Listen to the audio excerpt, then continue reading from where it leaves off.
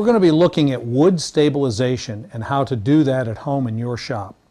Basically what we're talking about is taking woods that otherwise you wouldn't be able to turn, that are starting to decay like this piece has, or perhaps like this one that is a very soft wood to begin with, and it has also started to spalt and is pretty soft. And by stabilizing this wood, we will actually make it stronger than it was originally, and it will turn very, very cleanly with almost no tear out. It also helps a great deal with controlling tear out of grain, because the resin that we stabilize it with really makes those cells strong. The resin that we use for this is a product that is actually water soluble. So when we clean up at the end, we can clean up with just water. And because of that, it is non-toxic, which is wonderful, and very low odor. Some resins can be pretty strong in the odor. This does not have any. This is a two-part, so that we have to add a catalyst.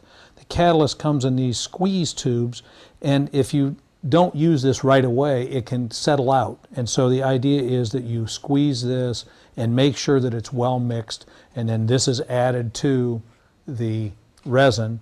It's one of these to every quart. If you have a gallon size, obviously we'd put 4 of these in. Once the catalyst has been added to the resin, if stored properly, it can still be good for up to a year with no worry about it going bad on you. So it gives it a pretty long shelf life and good use. Now, along with this, we have a container that we're going to use, and this container is where we'll place the wood and then put the resin in to stabilize it. So we'll be looking at that, and then the last thing that we have to have is a vacuum source. We're going to be using a vacuum generator, so I will put compressed air in, and from that we'll get vacuum. If you have a vacuum pump or some other source, then you wouldn't need the generator.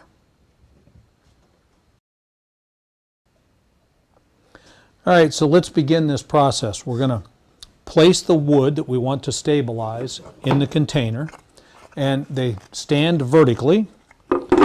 So we'll put those in. I'm going to put a larger piece in as well, because you can do pieces larger for like bottle stoppers and that sort of thing with no problem at all. The resin will pull into a piece of that size.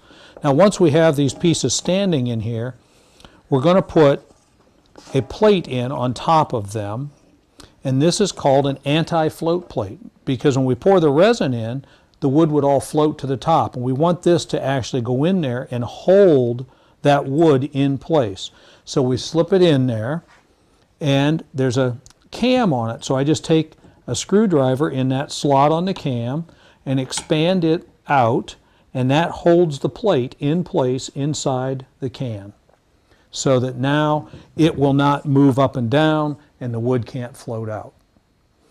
So once you've got that all set, then you can begin with your resin and pour it in and bring it up so that it covers those pieces. All right, we have the wood in, we have the float plate on, and everything's locked in place so it can't float up and move around. We're ready to begin to put the resin in. I'm going to put some safety glasses on. You don't want this splashing on you. And you just want to pour this in slowly so it doesn't splash all over. And we have to fill this up until the wood is completely covered, and then above it a bit, because the resin is going to get pulled into the wood. And if you don't have enough to cover the wood, it may actually pull it down below the surface of the wood, and we don't want that to happen. So we just fill this up. Now, one thing, it may look like I'm pouring an awful lot of resin in, but that's okay, because the resin that doesn't get soaked into the wood will save at the end and put it right back in the container. It doesn't hurt it in any way. It can be reused. It's absolutely not a problem at all.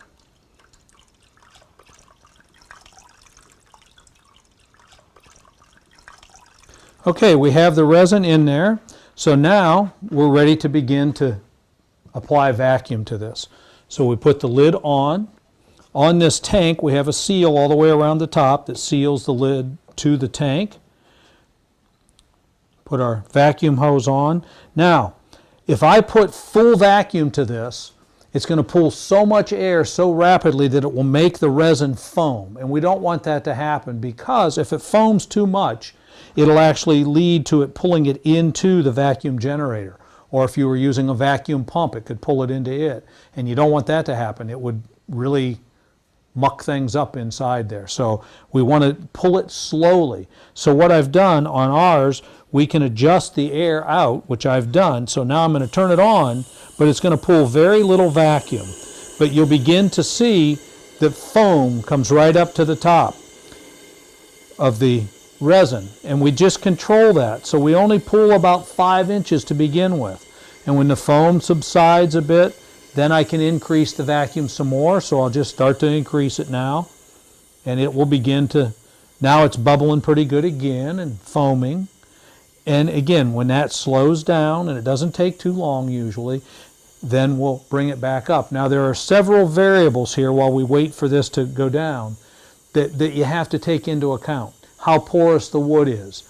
How much decay there is in the wood even can affect this. The species of the wood, how hard it is in nature, will actually have an effect on how fast it pulls the resin in and how much air we have and how much foam it creates. So all of them are going to be different. And we didn't fill the pot with wood this time. If you fill it completely, there's a lot more air in there. So it's going to take a little longer for it to pull that down. Okay, now we've been pulling a vacuum on this for a while, and when you reach full vacuum at whatever your generator will make, ours will pull about 25 inches of mercury. When we get to that point, actually what we can do so that you don't have to have it continue to run, we can literally close this valve. Now, that still has vacuum, and I can turn the generator off. So it's holding vacuum. But every few minutes, I need to turn this back on because the air that's escaping from the wood is having the vacuum fall off. There's no harm in letting it just run continually if you choose to, but if you don't want your compressor to have to run a lot, you can actually just run this every few minutes and pull it back to your full vacuum, let it go down. The more air you pull from it, the slower the vacuum will go down. So you know, when you get near the end of this process, it will hold for quite a long time. Now, how do you know when it's done? Well, once you've held full vacuum on it, and I'll turn the vacuum back on and open our valve back up, when I see that the air bubbles have all but completely subsided, there's just no more air coming up, maybe a bubble once every few seconds, that tells me that now we're done. We've pulled all the air out. The air has pulled the resin into the wood, and that wood is now complete. Generally, that is anywhere from 40 to 50 minutes, but again, there are an awful lot of variables depending on how soft the wood is and how much wood you put in the container will determine how long you have to go. Again, the best thing, rather than time, is to look at the bubbles and let them tell you when it's done.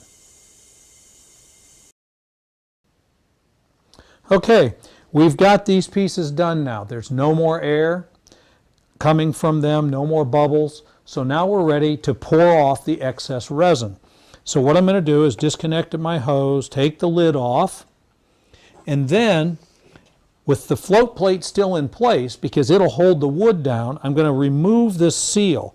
And the idea of removing it is so that the resin doesn't get on it. Now again, it's water soluble and it'll clean up, but getting it all out of that groove and everything's kind of a pain. So we can just take it off. I'll take my container and I just have a funnel. And we put the funnel in here, and now what I'm going to do is just slowly pour the resin off into the container so that we save all that we didn't pull into the wood.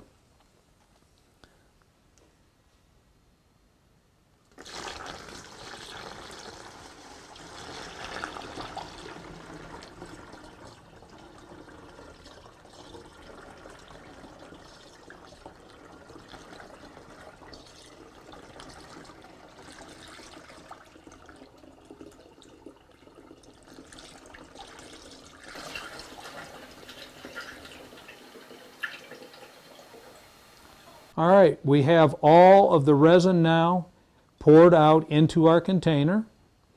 And again, that resin can be used over and over until it's gone. It does not affect it at all, this process. And now, all the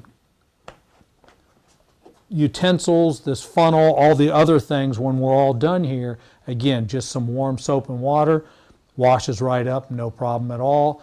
And this is safe for this to go down the drain. It doesn't hurt a thing. So now our next step, I'm going to put on some gloves because I'm going to handle these parts, and it's just to keep the resin. It won't hurt my hands, but I just don't want to get all slimy. So we're going to put on some gloves here, and I will loosen the float plate and remove it first. So it's loose, and it'll come out, and we'll take it in a moment and clean it up. And now I have the wood. And when the wood comes out, it's going to have some resin on it. If it's dripping around too much, you can wipe the excess off. That's all you need to do. And so these pieces are going to be ready for us to put into the foil, which is the next thing. So what we have to do is roll out some foil here, and just aluminum foil is all we need. We'll pull out a piece, and what we're going to do is literally take these pieces and just wrap them in the foil. So I'm going to take the first one, start here, and wrap the foil around it. Now, I'm doing this for two reasons.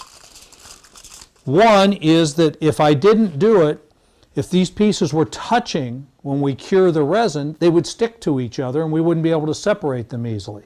So it does that. And the other thing is that the resin, to cure this resin, we have to raise the temperature to about, well, not about, exactly 195 to 200 degrees. So it is about, it's that range of just 5 degrees. But if you go too much above that or below that, it will not cure properly. So we're going to use a small oven to place these in. You can use your household oven. You better make sure you have permission from the cook in the house before you use their oven for that.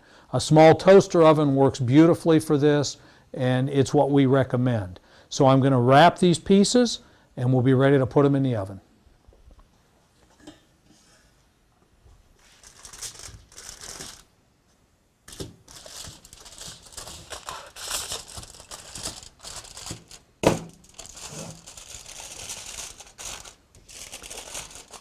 Now, once I've got them wrapped, I'm going to fold the ends up. I did say that there were two reasons for the foil. Some of the resin will leach or bleed back out of these pieces as it cures. It's not a lot, but if you don't have the foil, it would run all over the inside of the oven. So what we're doing is folding this up and putting the seam on top so that any resin that runs out is trapped inside the foil, and that way it won't run all over the inside of the oven. Now the good news is, even if it gets on the inside of the oven, once it's cured, it just peels right off. It will flake right off the metal and come right out of there. So you can clean it up if it happens to run out somewhere. Okay, we have our pieces wrapped. We have the oven preheated to 200 degrees. So now what I'm going to do is just open the oven and place these in. And we can just set them in there, close it up. Now, the time that this takes, it varies a great deal because there are so many variables. This is a little bit like fixing your turkey on Thanksgiving Day. The larger the turkey, the longer it has to stay in the oven for the heat to get all the way through. So the same thing happens here. If you just put a few pieces in, it's going to happen more quickly. If you put a lot in there and almost fill the oven, it's going to take longer. Here's the thing. It should take anywhere at least 45 minutes, and it can take all the way up to even 2 hours if you have a lot of wood. But what you can do is simply unwrap the foil just a little bit after about 50 minutes or so and check. And the resin on the outside will be solidified. You'll know that it has cured. If it's not and it's still wet, then just wrap it right back up, keep it in there. You want to do this quickly so the temperature doesn't drop. And then, again, wait about 15 to 20 minutes and check it again. And once it has solidified and you see that, it's all crystallized, that means that the batch is done and you can turn the oven off, take the pieces out, let them cool, and then you'll be ready to begin turning your pieces. All right, I believe we have some finished pieces here now. You can clearly see that there is resin and it has solidified, crystallized onto the surface. So we can unwrap these now, and they are ready for you to begin your projects. And this is wood that otherwise would not have been turnable. It just was so far gone as far as decay that it was too soft to turn. There it is, and you can see that I talked about some of the resin might peel off. That's what would be inside your oven if you didn't have these wrapped in the foil, and obviously they would have stuck together as well. So the foil is a very important step in this process. But now we do have some beautiful wood here that, again, otherwise I would not be able to use at all.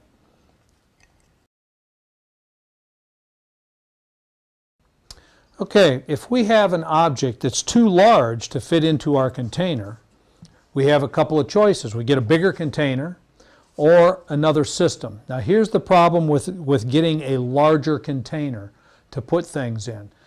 When we pull vacuum, it creates a great deal of pressure from atmospheric pressure. The larger the surface area of the container, the more pressure there is. And if the container gets much larger than the one that we have, then those pressures become so great that the wall thickness has to become much thicker. It would be a big, heavy container. And so what we've come up with, instead of using a container like this, we can do large objects like bowls by simply using a bag. Now, bags have been used for vacuum veneering for years, but what we're going to be able to do is place a bowl inside the bag, put the resin inside there, and then pull a vacuum on it, and we can actually stabilize bowl blanks in these bags. We have two different sizes. The small one will do up to about a 14-inch, and the large one will do up to an 18-inch bowl. And that's a pretty large piece, so we can accommodate almost anything that you would want to stabilize in these. Okay, we're going to take a closer look at the bags and how they're made and how they work and what we have here. What these are, they're very heavy Ziploc bags with a hose barb attached so that we can apply vacuum to the bag. Inside is a screen mesh, and that mesh is required because otherwise, if we put vacuum on this, it would just pull the two sides of the bag together and the vacuum wouldn't spread out through the entire bag. So the screen mesh is very important for transferring vacuum throughout the piece. So what we would do here is determine the size that you need. The smaller the bag, it's just easier to deal with. And so I'm going to use a small bag for this bowl that I have, and I'm going to pull this apart so that the bowl will be placed in the bag between the two layers of the mesh. Once I've got it in there, now I'm ready to seal this and begin the other parts of this process. Okay, we're going to take a look at the apparatus we need now to make the vacuum in this bag.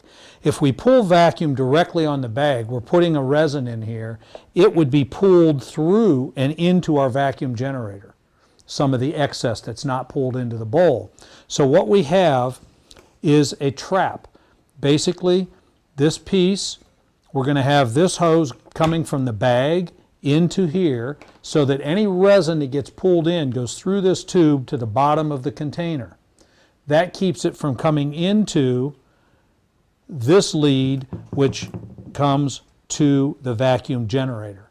So what we've done is trapped any of that resin that might get pulled through in this container. Again, any of that resin that's left and pulled in here can be saved and used on another piece at another time. So this serves two purposes. It traps that for us so that we can save it, and it keeps any of it from getting pulled through into our generator as we pull the vacuum on this. So our next step is to get this set, get some resin put into the bowl, and then we'll hook this up and begin to pull a vacuum on the bowl. Okay, we're ready now to begin to pour the resin into this bowl.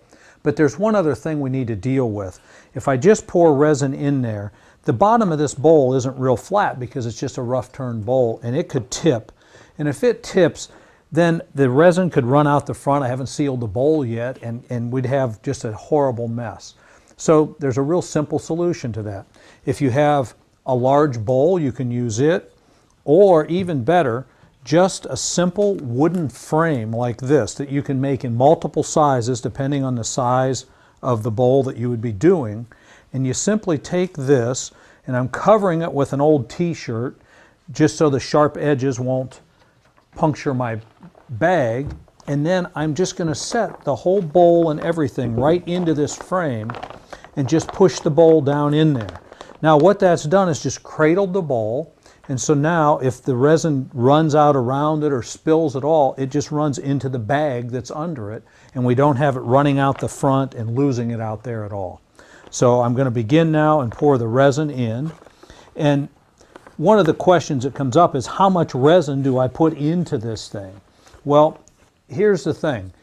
There's a formula. It has to do with the diameters of spheres, and you take the outside and the inside diameter and all that. When you buy this kit, we will have that formula in there, and all you'll have to do is plug the numbers in, and it will tell you the amount of volume that you need to add so that you're sure you have enough resin to fully impregnate the bowl with resin. So I'm going to pour the resin in now.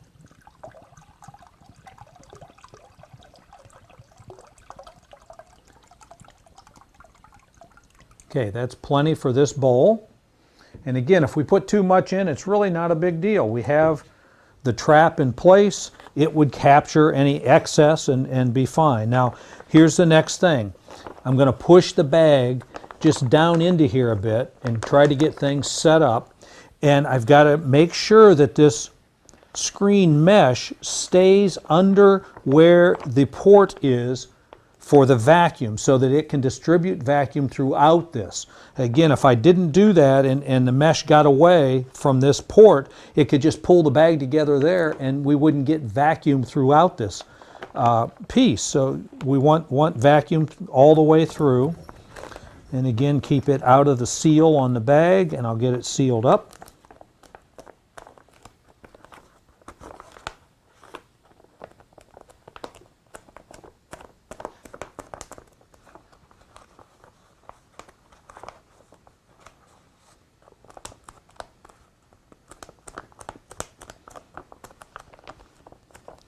Okay, now I am ready to begin to apply vacuum to this. And I'm going to apply that slowly. I'm not going to turn it clear up so that I pull full vacuum all at once. We want it to slowly pull down and just pull the bag in completely around the bowl. Now when this process begins, as it pulls the bag down inside, some of the resin is going to migrate out, and some of it will find its way through the hose, and you'll be able to see it running in through the hose there. And here it comes now. We're starting to get a little bit there already. And now it's just slowly pulling this down, and this is just like doing pieces in the larger pot when we did it before. It's going to pull this in, and then we'll get air coming out of the bowl, out of the wood, into the resin, and we'll be able to watch that. And we'll just, once we get things started to pull in here pretty good, then we can just keep increasing our vacuum slowly. We just want to let it come up slow so that we don't just pull all the resin through. We want to have it be able to find its way all around the bowl, both inside and out. And if I lift this out of here now, you'll see that the bowl has now conformed to the bottom side. The bag has to the bottom side of the bowl, and there's resin all around there as well.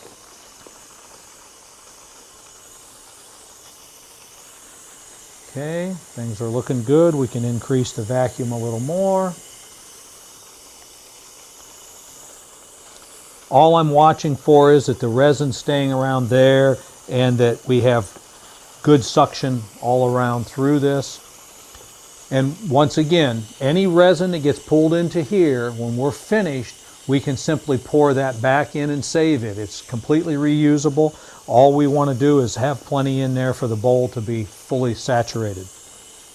Okay, we're going to go to full vac now. We're almost there. Now, we have vacuum, and in these little folds and creases, I can see the air bubbles coming up that are escaping from the bowl.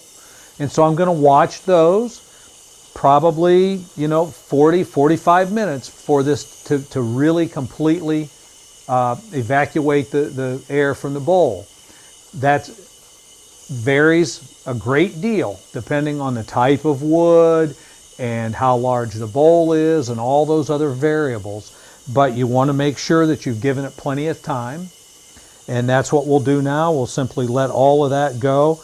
And once we've had our good time, a long enough time, and we've got good penetration, and we see no more air bubbles, we'll know that we're complete. Okay, I've got my gloves back on. We've pulled this down now. The resin is into the bowl, so we'll turn our vacuum off. And now, once we've got the vacuum out, I can open this up, and I've got the gloves on because now we've got resin in there. And now this bowl is going to be treated exactly like the wood that we did earlier. You take it out, and then we wrap it in foil, just as you would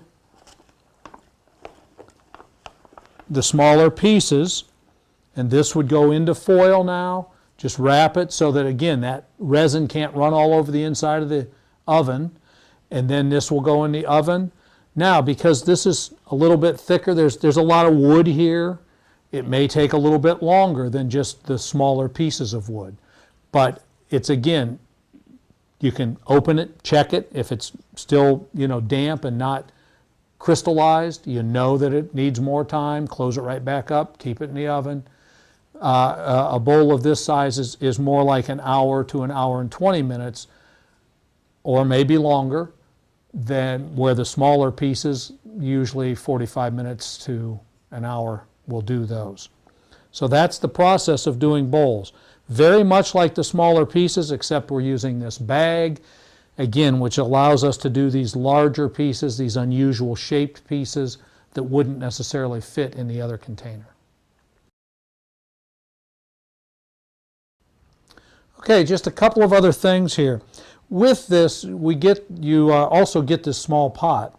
And the small pot can be really handy for doing just a few pieces. If you've got some real special pieces and you just want to do a couple of them, you can use it. And what's unique about it is you can place the pieces in, and then we have a small anti-float plate that fits in that one as well. So this all comes with the kit. So you're going to get, everything you need, including this. So you can use it, but here's what's different. To do this one, we would put the resin in here. It doesn't take as much volume. And then this simply stands inside the large container. And we use this lid, and now we pull a vacuum on the whole thing, and you just watch the process there. So this allows you to do small batches using the large container with a smaller container inside. So that's a huge advantage. And another thing then, with these resins, we can add color.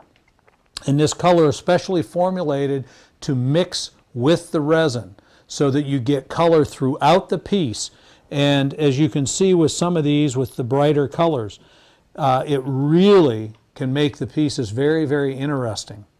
And so color can be added, but once you've added color to the resin, that resin has to just be used with that color from then on. It's going to be colored until you use it up. So you really can't filter it out or anything like that. So again, that's why this small container can be really nice for smaller batches where you want to do some special coloring for pieces.